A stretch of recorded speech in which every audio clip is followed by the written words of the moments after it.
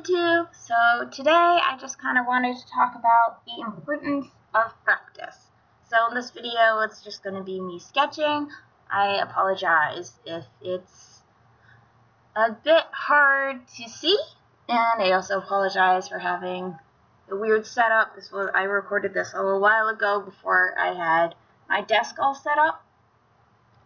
But yeah, anyways, practice. Practice is so important with art. As with anything, with sports, with music, just anything. Practice is key. If you want to get better at anything, you need to practice. And this doesn't mean just practicing what you want to draw. So it doesn't mean you're just going to be practicing drawing anime. It's not just practicing drawing females. It's practicing drawing things that you might not normally draw. So, as you can see in this video, the first thing I am drawing is octopus tentacles. So, I work in a grocery store, and I saw frozen octopus tentacles come through my line the other day, and I thought that this would be a very cool thing to kind of draw. They have very weird textures, because they have the little suction pods. And I decided I'm going to try and draw those. I'm going to pull up a reference and draw, which is what I did. This is part of practice. It's pulling things that you might not normally draw and drawing them. And it's taking things that you might not normally do and trying them. Like, for example, the sketches I do in this video, I'm going to try and use watercolor with them. I'm very inexperienced with paints, so this is going to be a huge challenge for me, but I'm excited to try it out. But anyways, practice is practicing things that you might not have any interest in. For example, drawing stuff from real life, drawing a wall, drawing a room, drawing furniture. This may not interest you in any way, shape, or form. But if you want to do backgrounds, if you want to have a more immersive picture, this is so helpful. Even being able to draw like pens and pencils. For example, this allows you to draw your characters or draw someone holding a pencil. It really helps expand your knowledge of art and expand your knowledge of how you can draw things, and if you can draw things. It helps expand your memory. That way, maybe in the future, you can start drawing things just from memory instead of from a reference all the time. This is kind of what it's like for people who just draw. They just draw people, and that's what they do. They don't pull up references, they just are able to sketch out a pose and draw it. It's because they've looked at poses like this. They're comfortable drawing poses like this. They've seen this pose, they've drawn it, and they understand it. That's why a lot of people might not use references when drawing simple pictures of people, because there are a lot of people nowadays who are very comfortable just drawing people, but they might not be comfortable drawing anything else. So something that I also have some interest in drawing is just plants. I feel they are very interesting. They have a lot of interesting shapes to them. They have a lot of interesting colors. And I think that they'd be fun to kind of color in and draw. So I decided to go for that too. But practice isn't only drawing things that you want to draw. It's also drawing things that you might not particularly want to draw. For example, I was sitting in the car the other day, and we were going on a card ride, and I had my sketchbook, and I was just drawing mailboxes that I was seeing.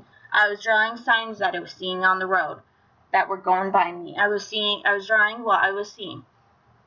Which this may not seem like the most fun thing, but learning how to draw from life like that, and learning how to draw just simple things that you might not ever think that you need to know how to draw. For example, like a car What happens when you create a character and then you're like, what if they had a car and you don't know how to draw a car? It can be very interesting to kind of look at those kind of things and think about them. And by understanding this, you can really expand your knowledge of art. I don't really know how to draw hands, and I don't really like to draw hands, so I'm just going to hide them behind your back. You're holding yourself back. So by, like, taking your hand, like taking hands, for example, everyone has such a difficult time drawing hands. I have a difficult time drawing them myself. But if you just take references of hands and practice drawing them, it helps so much. I can speak from experience. I decided a while ago, a couple of times actually, to just look up pictures, reference pictures of hands, and draw them as I see them. So I drew them all realistically. I was looking at every single detail on the hand to try and get a better understanding of how to go about drawing a hand. Hands are very complicated, and a lot of artists have a very hard time drawing them. And part of it is because they don't draw from life. Part of it is because they look at things like anime as their reference, which anime, while it is based off of life, it is not real life. It's very hard to look at something that is simplified, like anime. It's a simplified style from real life, and then translate that to your own style. It's hard to take the simplified art and then turn it into detailed art, for example. So if you're looking at these anime hands, they don't have a lot of details. They're not giving you a lot of information, and that can make it very hard for young artists and artists who are learning how to draw from anime. It can really make them struggle with understanding how hands are, with understanding the joints in hands and how to draw those, and kind of how your hands will move on your wrists and stuff like that. So a lot of the times, the easy solution, shove them behind your back, which I think is not a very good tactic. Avoiding drawing what you can't draw doesn't help you ever get better at it. And something else that I think is very neglected among people drawing is feet. Feet are also very complicated. Just like hands, they have joints.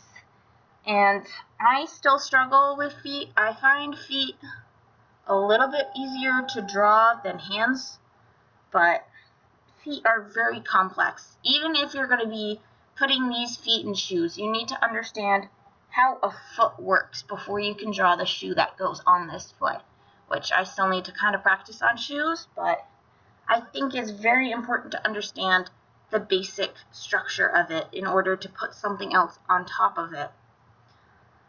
But anyways, I hope you guys enjoyed this video. Bye!